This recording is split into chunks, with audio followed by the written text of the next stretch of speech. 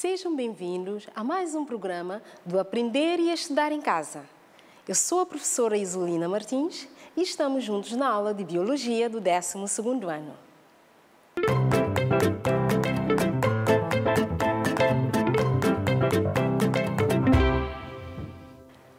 Dando continuidade aos conteúdos não trabalhados no 11º ano de escolaridade, hoje, para o nosso sumário, temos como tema hereditariedade ligada aos cromossomas sexuais ou ligado ao sexo. Vamos trabalhar a temática enquadrada dentro da transmissão de características hereditárias. Na aula passada, nós vimos a hereditariedade autossômica e quem é que se lembra dos conceitos que foram abordados? Muito bem, abordamos o conceito de cariótipo, sim, autossoma e heterossoma. Também tivemos conhecimento de alguns critérios que permitem-nos identificar a transmissão de características autossômicas recessivas e características autossômicas dominantes. Na nossa aula de hoje, vamos compreender os conceitos de cromossomas sexuais, não é? Como verdadeiros e falsos homólogos. Vamos compreender como se transmitem as características ou doenças hereditárias ligadas ao sexo, isto de uma forma geral, não é? E vamos conhecer alguns exemplos de anomalias genéticas ligadas aos cromossomas sexuais. Com o tema de hoje, vamos perceber por que razão certas anomalias ou certas características afetam mais indivíduos do sexo masculino do que os indivíduos de sexo feminino. Na aula passada, vimos um cariótipo feminino e um cariótipo masculino. E vimos que nos dois cariótipos existem 22 pares de autossomas que são semelhantes nos dois géneros, não é? E a diferença encontra-se aonde? Muito bem, no par de cromossomas sexuais. Também vimos que as características autossômicas são determinadas pelos genes autossômicos, ou seja, que se localizam nos autossomos. E os genes que se localizam nos heterossomos, ou no par de cromossomas sexuais, como é que se designam? Muito bem, designam-se genes heterossômicos ou genes ligados ao cromossoma. Nesta matéria, os trabalhos de Thomas Morgan deram um contributo importante. Vamos perceber hoje, como já dissemos, como é que as características ligadas aos cromossomas sexuais ou ligadas ao sexo são transmitidas. Mas, para percebermos melhor esta matéria, vamos perceber como é que se herda o sexo. Aqui no quadro temos a informação relativamente ao tipo de gâmetas que uma mulher produz. Portanto, gâmetas X. E o homem produz gâmetas X e Y, ou seja, uma parte do gâmeta que o homem produz é X, transporta o cromossoma X, e a outra parte transporta o cromossoma Y. Representando isso num xadrez mendeliano, vamos agora calcular a probabilidade de nascerem meninas ou meninos, cruzando as informações aqui relativamente à mulher e aqui relativamente ao homem. Temos, quando uma mulher, o gâmeta feminino se funde com o gâmeta masculino que transporta o X, portanto, este indivíduo será XX. Nesta situação também é a mesma coisa, portanto, a mulher dá um X, o homem dá o outro X, então temos aqui um 2X para o novo ser. Mas, se o homem der um Y e a mulher der um X, este indivíduo, portanto, vai ter no seu par de cromossomas sexuais o X e o Y. A mesma coisa aqui também para esta situação.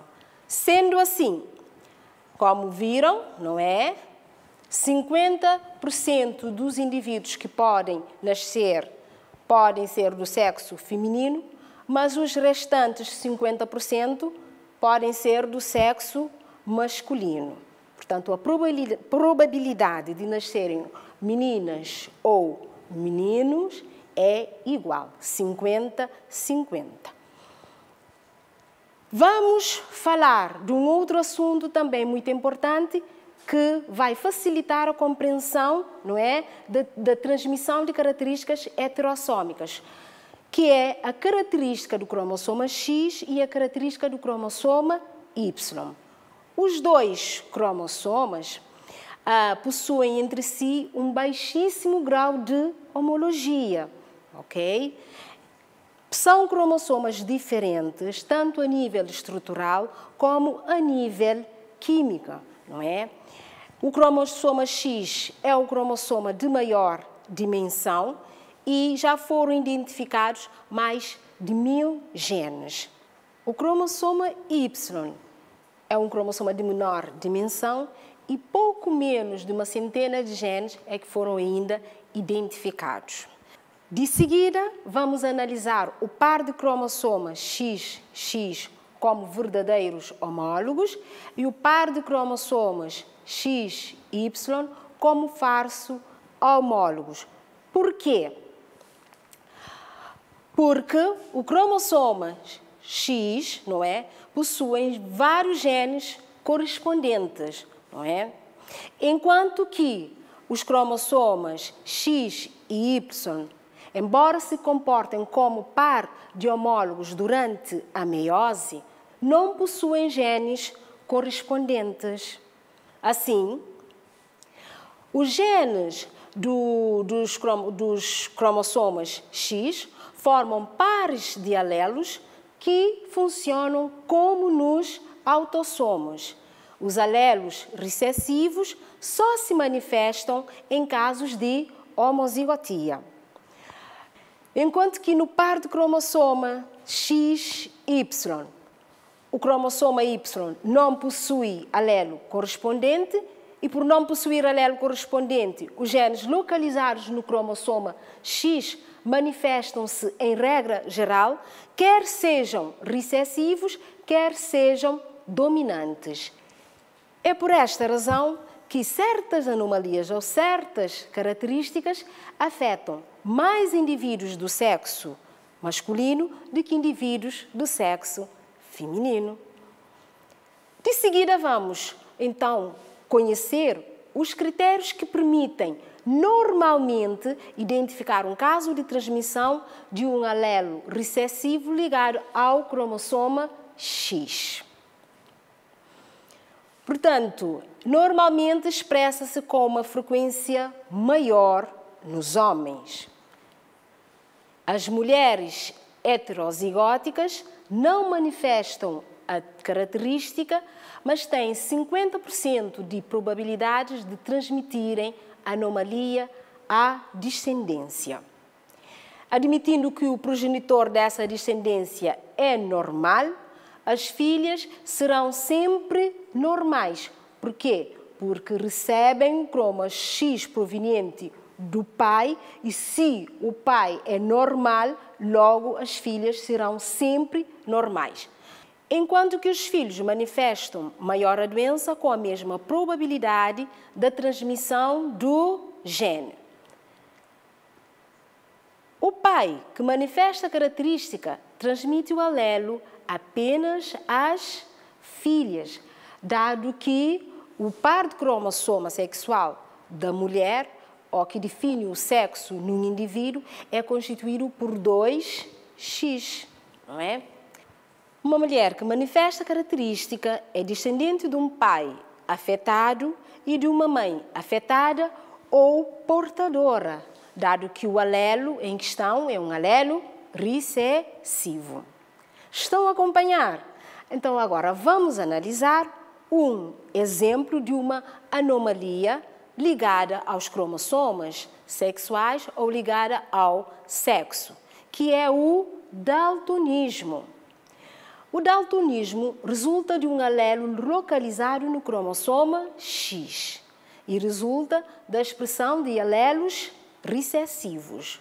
No sexo feminino, a doença só ocorre quando ambos os cromossomas X, não é, possuem o alelo responsável pelo daltonismo. E nos indivíduos do sexo masculino, manifestam diretamente o alelo que possuírem no seu cromossoma, dado que o Y não possui genes equivalentes. Agora vamos relacionar o fenótipo e o genótipo dos indivíduos relativamente à transmissão genética do daltonismo. Ao lado aqui do nosso quadro, nós temos o cromossoma sexual X, temos o cromossoma sexual Y, e para representar o alelo para a visão normal, o D maiúsculo, e o alelo responsável pelo daltonismo está representado pela letra D minúscula. Vamos analisar o genótipo de uma mulher com visão normal. O que é que nós podemos encontrar, ou que informação genética podemos encontrar no seu genótipo? Portanto, por ser um indivíduo do sexo feminino, temos aqui representado os dois cromossomas X e os respectivos alelos. Que alelos? Muito bem, o alelo para a visão normal. No outro caso, não é? Que o fenótipo também vai ser visão normal. Que informações genéticas nós temos? Portanto, ligados aos dois cromossomas X, temos um alelo para a visão normal e o outro alelo que é responsável pelo daltonismo. A mulher vai apresentar a visão normal, por quê? Porque o alelo responsável pelo daltonismo, né, é um alelo recessivo, sendo o outro alelo o alelo dominante. Então, uma mulher daltônica vai apresentar na sua constituição genética, não é, os dois alelos responsáveis pelo daltonismo.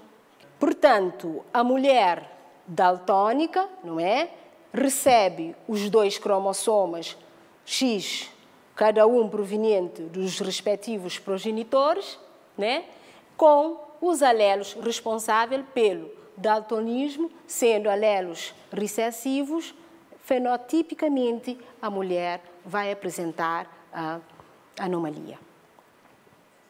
No caso do homem, se na sua constituição genética apresentar um cromossoma X com um gene ou alelo para visão normal, este indivíduo vai apresentar uma visão normal. E se o cromossoma X apresentar o alelo responsável pelo daltonismo, então este indivíduo vai ser um daltônico. Este facto deve-se a quê? Deve-se ao facto de não existirem genes correspondentes no cromossoma Y. Os genes, quer sejam dominantes nos indivíduos do sexo masculino, os genes, quer sejam dominantes, quer sejam recessivos, são os genes que se expressam em termos de características. Por quê? Porque nos cromossomas Y não encontramos genes correspondentes. A seguir, vamos então perceber um pouco sobre o daltonismo. O daltonismo é a incapacidade que os indivíduos têm em visualizar as cores verdadeiramente como elas são. Aqui nós temos duas visões. Podem ver que esta imagem corresponde a uma visão normal, mas a imagem paralela corresponde à visão de um daltônico. São duas percepções diferentes. Já aprendemos como é que se transmitem as características heterossômicas ou então ligadas aos cromossomas sexuais, agora vamos aplicar um bocadinho.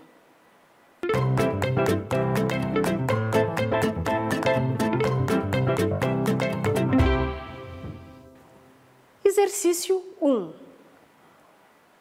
Vamos considerar que o daltonismo afeta de forma muito distinta os homens e as mulheres.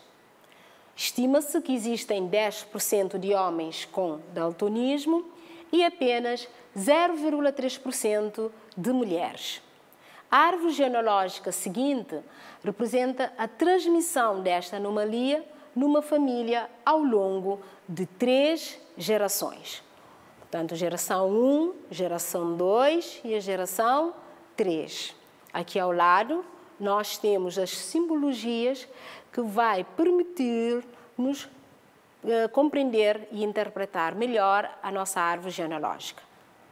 Os quadrados e os círculos azuis representam indivíduos normais e os quadrados e os círculos vermelhos aqui identificam os indivíduos daltônicos, sendo que o quadrado está a representar indivíduos do sexo masculino e os círculos indivíduos do sexo feminino.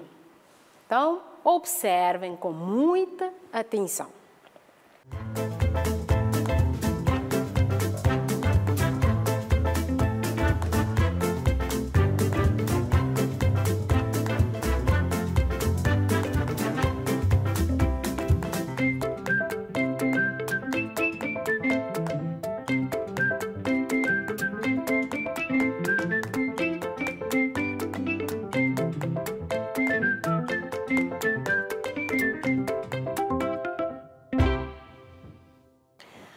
E qual foi a vossa resposta? Acertaram?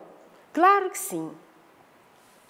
Vamos lá. A característica em estudo é uma característica recessiva. Muito bem. Por quê? Porque os indivíduos 3 e 4 da geração 2, portanto, os indivíduos 3 e 4 da geração 2, não são afetados, mas têm filhos afetados, representados aqui pelos números 6 e 8. Muito bem. Agora, segundo exercício, 1.2. E qual é a probabilidade de nascer um descendente daltônico resultante do cruzamento do indivíduo 8 da geração 3 com uma mulher portadora de daltonismo? Portanto, aqui sugere-se a construção de um xadrez mendeliano. Portanto, temos o indivíduo 8 da geração 3, portanto, o indivíduo é daltônico. Se esse indivíduo casar com uma mulher portadora de daltonismo, qual é a probabilidade de nascerem filhos daltônicos? Vamos lá.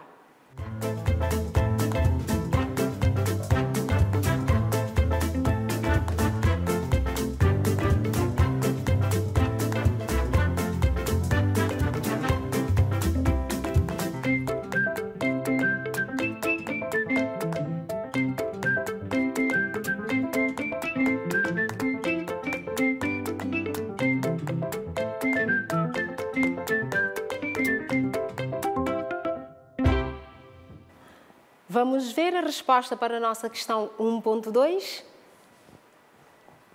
É claro que, para resolvermos ou para construirmos o xadrez mendeliano, precisamos de algumas informações relativamente ao genótipo do homem e da mulher, que são os dois indivíduos que vão se cruzar.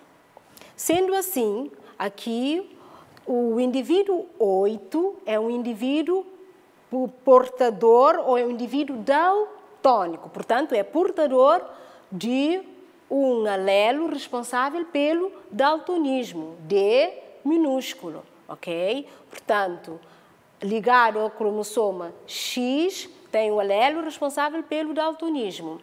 E a mulher? Portanto, a mulher tem um fenótipo normal, mas é portadora. E aqui está, portanto, nos 2 cromossomas, não é?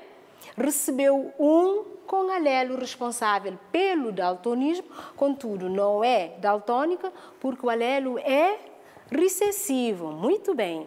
Agora vamos construir o xadrez mendeliano. Aqui nós representamos as informações do sexo masculino e aqui referentes ao sexo feminino. Cruzando as informações, ok? Vamos ter a probabilidade de nascerem um filho, não é? Com uma menina, neste caso, não é? Portadora de um alelo responsável pelo daltonismo proveniente do pai, não é? E recebe um cromossoma X com alelo responsável pela visão normal proveniente da mãe. No segundo exemplo, aqui, não é? Vamos ter um indivíduo de sexo masculino. Muito bem. Recebe Y do pai e recebe X da mãe. Que informação este indivíduo transporta ou recebe, melhor dizendo, recebe um alelo para a visão normal. Muito bem. Analisando aqui o terceiro caso. O indivíduo é de sexo feminino, muito bem. E quais são as informações genéticas que vai receber? Pode receber, neste caso, 2 alelos responsáveis pelo daltonismo. Muito bem. E vamos analisar a última situação. O indivíduo é do sexo masculino, porque recebe o X da mãe e Y do pai, e no cromossoma X está afeto um alelo responsável pelo daltonismo. Muito bem. Como podem ver, não é? Este indivíduo aqui vai ser daltônico? Sim ou não? Que é do sexo feminino? Não. Este aqui? Também não. Este é do sexo masculino, mas o alelo que recebeu, afeta o cromossoma X, que recebeu o alelo dominante ou o alelo normal. Por isso, não vai ser daltônico.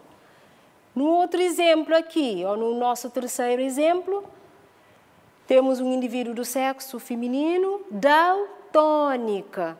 Muito bem, porque recebeu os 2 alelos para o daltonismo, que são alelos recessivos. Muito bem.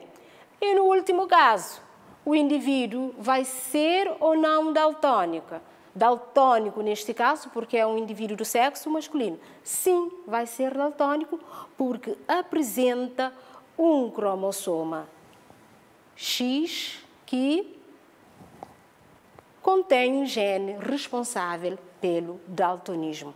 Assim, qual é que vai ser a nossa resposta? Muito bem, existe 50% de probabilidade de ser daltônico. Perceberam?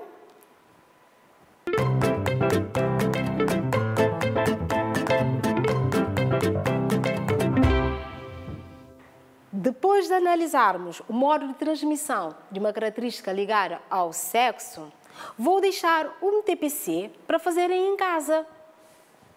Podem observar aqui esta árvore genealógica referente à transmissão do daltonismo, não é? Mas agora vamos interpretar, tendo em consideração aqui as representações da constituição genética dos indivíduos em questão.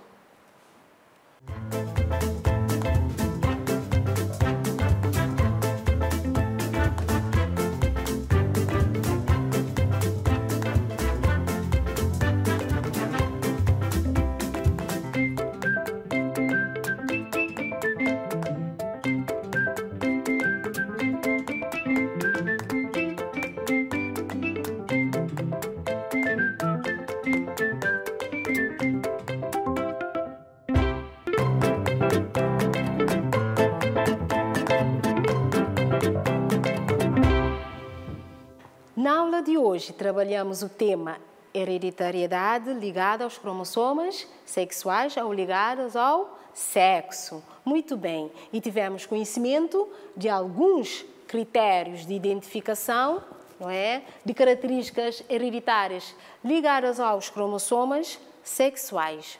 Tivemos conhecimento de que os genes responsáveis por anomalias nos cromossomas sexuais podem manifestar-se com uma frequência diferente nos dois sexos.